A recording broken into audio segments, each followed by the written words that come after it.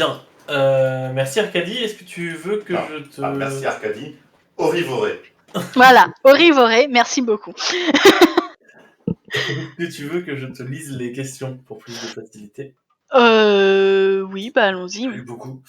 Il n'y a eu que fan de Alexis Pierrot, dont le pseudo est formidable, qui nous dit pourquoi l'armure des clones était différente de celle des Mandaloriens. Absence de jetpack par exemple, une volonté de l'empereur afin d'éviter que les clones soient trop puissants face à l'armée séparatiste.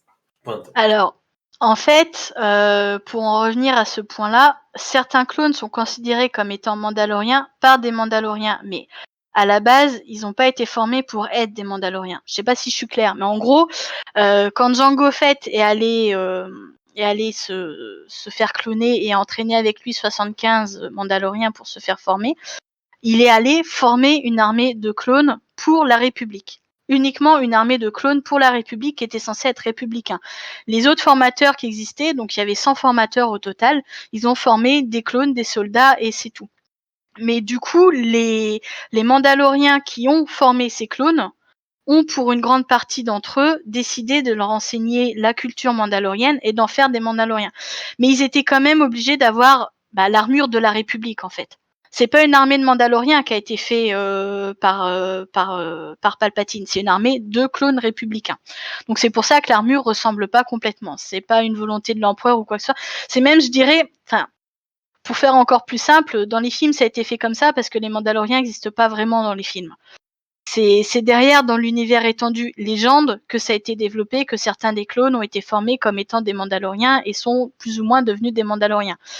Mais ça n'existait pas dans les films, donc c'est logique que leur armure soit partiellement différente.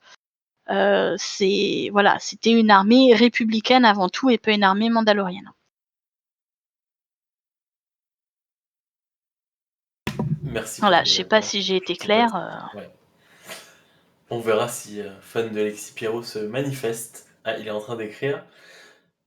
On va attendre sa réponse et on aura. Il a répondu oui. Parfait. Parfait.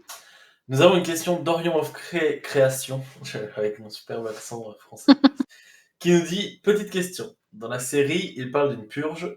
Sait-on quand elle a eu lieu? Alors je saurais pas te dire, et puis je vais revenir à mon graphique de départ. La série est canon, on parle de l'univers Légende. Donc du coup, aucune idée. Moins qu'il parle de la purge qui se passe dans The Clone Wars, donc là on est dans l'univers canon. Hein. Puisqu'en fait, pour faire très rapide, la grosse différence entre l'univers canon et l'univers légende chez les Mandaloriens, c'est que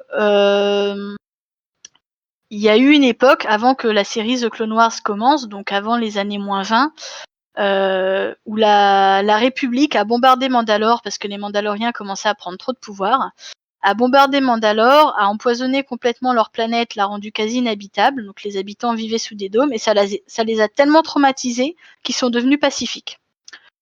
Qui est un truc que moi j'arrive pas à concevoir, hein, des Mandaloriens pacifiques. Donc ça c'est dans le canon. Donc dans la série The Clone Wars, les Mandaloriens qui vivent sur la planète Mandalore ne sont plus des guerriers, ils sont dirigés par une duchesse. Ils sont complètement pacifiques. Alors je sais pas si c'est de cette purge-là qu'il est question dans la série ou si ça vient de plus tard. Dans tous les cas, c'est du canon et je maîtrise très mal l'univers mandalorien canon en fait. Donc je peux pas dire. Alors, si je puis me permettre de souvenir, je crois que c'est l'Empire qui a fait une purge ensuite, après, mais genre durant les épisodes 4, 5, 6 de souvenir, c'est une histoire comme ça. Ouais, c'est possible, mais là, Pas on dévie pour le coup, vu qu'on Ouais, on arrive sur l'univers canon et ça n'a plus rien à voir avec Monsieur. le sujet actuel, on va dire. Sinon, moi, j'ai une question. Je me permets, si je peux, s'il y en a pas d'autres à lire. Vas-y. Non, vas-y, tu peux. C'était vis-à-vis de Boba Fett. Parce que tu avais dit qu'il était devenu Mandalore, oui. Mandalore, oui, pardon. Du coup, parce que vu que tu es dans la version légende de souvenir, il a survécu au Sarlacc. C'est arrivé avant ou après? Après. D'accord. Enfin, Ouais, il est devenu Mandalore après. Vu que du coup, dans la version légende, il se fait becter par le Sarlacc en l'an plus C'est quoi? C'est le retour du Jedi en l'an Ouais. plus 4, du coup. Ouais. Alors de mémoire, il en sort quasiment juste après, hein, donc Oui, bah, et je me comme il doute. devient Mandalore en plus 23 de mémoire, Mhm. j'ai plus mes notes sous le nez, mais ça doit être ça. Ouais, c'est ça, en plus 23, il s'est passé beaucoup de temps. Mais Ouais, en j'avais fait, plus les dates. il a pas, il a fait un peu comme Django en fait, et même au tout début, hein, en l'an plus 23, il prend le titre de Mandalore, mais il en a un peu rien à faire de son titre. Il accepte pleinement sa charge de Mandalore quand les Yuzhang-Vong arrivent et que là, il se rend compte que ouais, effectivement, il faut qu'il fasse quelque chose pour son peuple pour les aider. Avant, il a un titre qui est finalement plus honorifique qu'autre chose.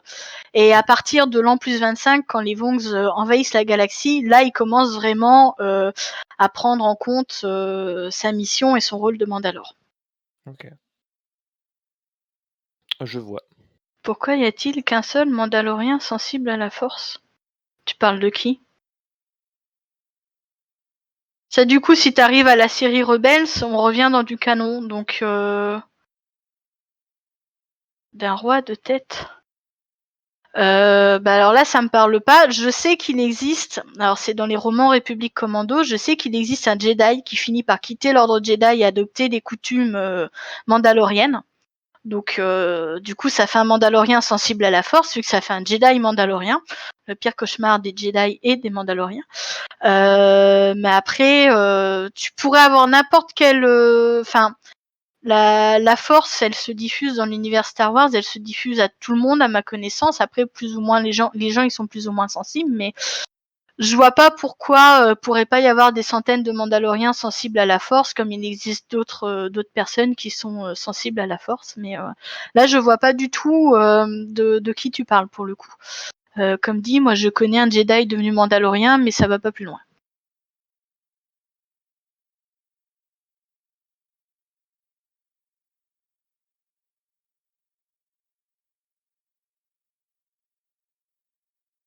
De toute façon, si c'est un personnage de la série Rebels, il est canon, quoi. Il est pas à proprement parler légende.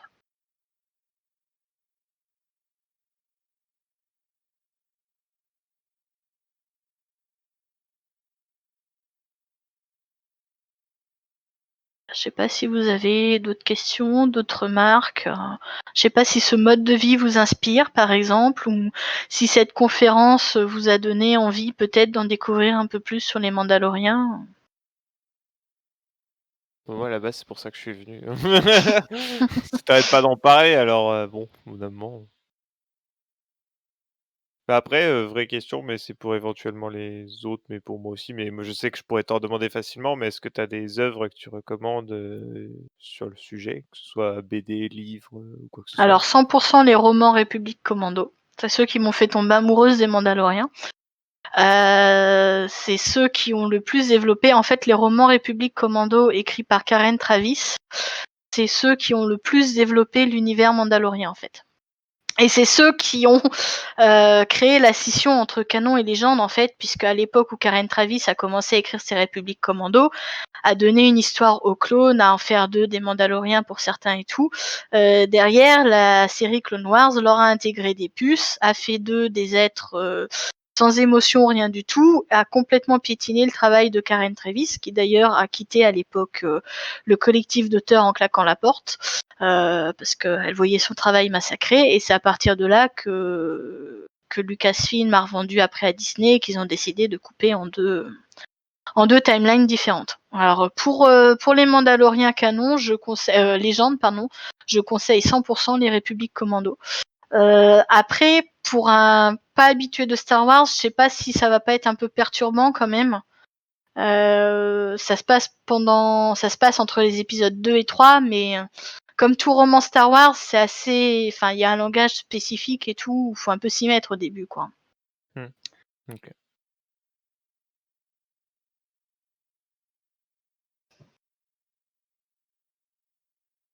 D'ailleurs, anecdote rigolote, mais dans les films, si tu prends que les films, à proprement parler, Django n'est jamais considéré comme un Mandalorien, pas plus que Boba Fett.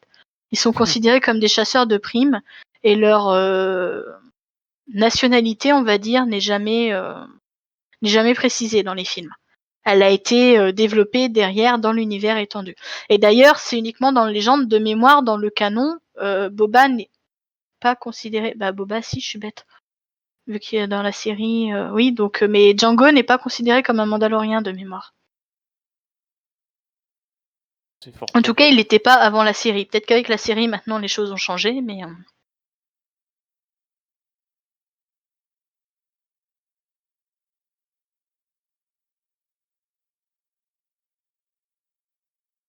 J'avoue ne pas avoir beaucoup de questions, Arcadie. Si ce n'est qu'en effet, il y a certains moments où ma méconnaissance a pu me paralyser sur certains termes. Ça a pas été trop. Ouais, justement, ça a pas été trop compliqué pour les non-connaisseurs de Star Wars. Alors, j'avoue que quand il y a quand même certains noms qu'on a déjà entendus. Tu as parlé des Sith, des Jedi, tout ça. Enfin, c'est quand même des mots que malgré, enfin, sans en savoir les moindres détails, c'est des noms que j'avais déjà entendus. Donc, j'avoue que c'était compréhensible, si tu veux, dans son ensemble, quoi. Après, Mais c'est ça, je ça a veux été dire, un même choc. si tu maîtrises pas en détail, mais c'est plus quand je parle de notions d'ancienne République, de nouvelle République et tout, même si concrètement, dans ton esprit, tu peux pas dire, ah ouais, c'est de telle date à telle date ou de telle date à telle date, est-ce que ça perd pas quand même un peu les gens Je sais pas, mais regarde, Adrien nous dit aussi que c'était facile à suivre. Donc, Bon, tout bah va tant bien. mieux alors. Tu as une question de fan de Alexis Pierrot. Pourquoi Django comme modèle pour l'armée des clones? C'est une bonne question. Je t'avoue que je me suis jamais penchée sur le sujet. Je sais qu'il y a toute une histoire qui est vaguement détaillée dans les films. Donc, dans les films, ils en parlent. Un maître Sifo-Dyas qui est allé auprès des Kaminoans commander une armée de clones. Après, je sais plus comment Django rentre en contact avec les Kaminoans. Je crois qu'il est sélectionné plus ou moins par les Kaminoans parce que, en tant que guerrier, mercenaire et chasseur de primes, il a des bonnes qualités au combat. Et du coup, c'est essentiellement pour ça qu'il sert de modèle, mais c'est avec des gros guillemets, parce que je suis pas Alors sûre à 100%. là, pour le coup, je sais pas si c'est une réponse, mais j'ai une BD chez moi qui relate entre guillemets l'embauche de Jango Fett par le comte Dooku, justement pour. C'est par Doku qui se fait recruter, ouais, c'est ça. Ouais, Oui, puisque Doku se fait passer pour Sifo-Dyas auprès des clones, en fait. c'est ça. Auprès des Kaminoans, pardon. Oui, donc c'est ça. En gros, ils ont été sélectionnés un guerrier qui avait plus rien à perdre et qui était prêt à aller s'isoler 20 ans pour former les clones, enfin 10 ans exactement, pour former les clones, et c'est tombé sur lui. Et je pense aussi qu'il y allait parce que, du coup, on l'a dit juste avant, Django a été trahi par Vizsla, a été massacré avec ses guerriers par les Jedi et la République. Du coup, je suppose que quand Dooku est arrivé en lui disant tu vas servir de modèle pour une armée qui va servir à détruire la République et les Jedi, je pense qu'il a sauté à pieds joints dans la possibilité de se venger. C'est qu'une appréciation, mais Ça reste en effet tout à fait envisageable.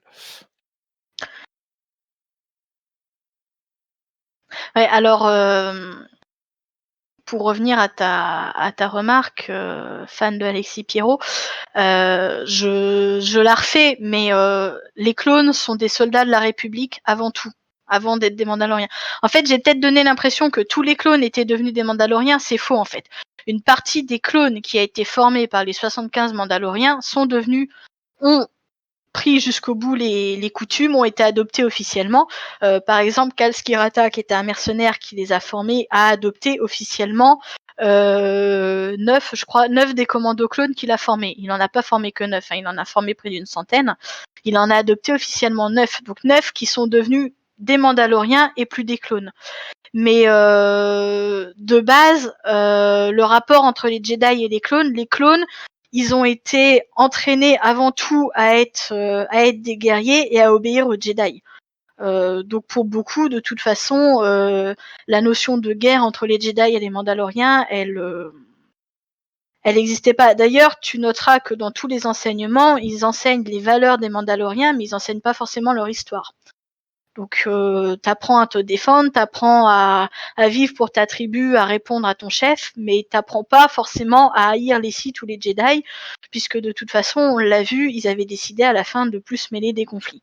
Après, c'est vrai que sur la période Jango Fett et tout, les Mandaloriens restent très méfiants à l'égard des Jedi, pour en revenir à ce fameux Jedi qui abandonne l'ordre Jedi pour devenir Mandalorien.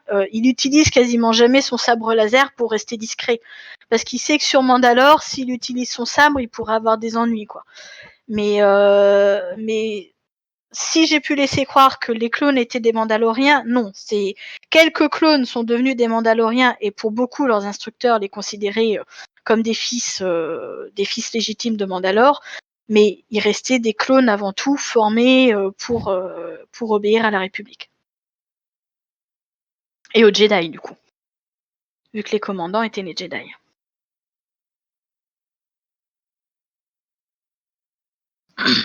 Mais dans les républiques commando, par exemple, tu as même des commandos qui tombent amoureux de certains Jedi, ou de certaines Jedi, et t'en as même qui refusent d'appliquer l'ordre 66. Ce que tu vois pas dans la série, ce que tu vois pas dans le film, mais dans les romans, au moment du fameux ordre 66 où il faut détruire tous les Jedi, c'est là que t'en as certains, notamment ceux qui ont été élevés comme Mandaloriens, qui profitent un peu de la cohue pour s'enfuir, déserter l'armée, et qui au passage ne tueront pas les Jedi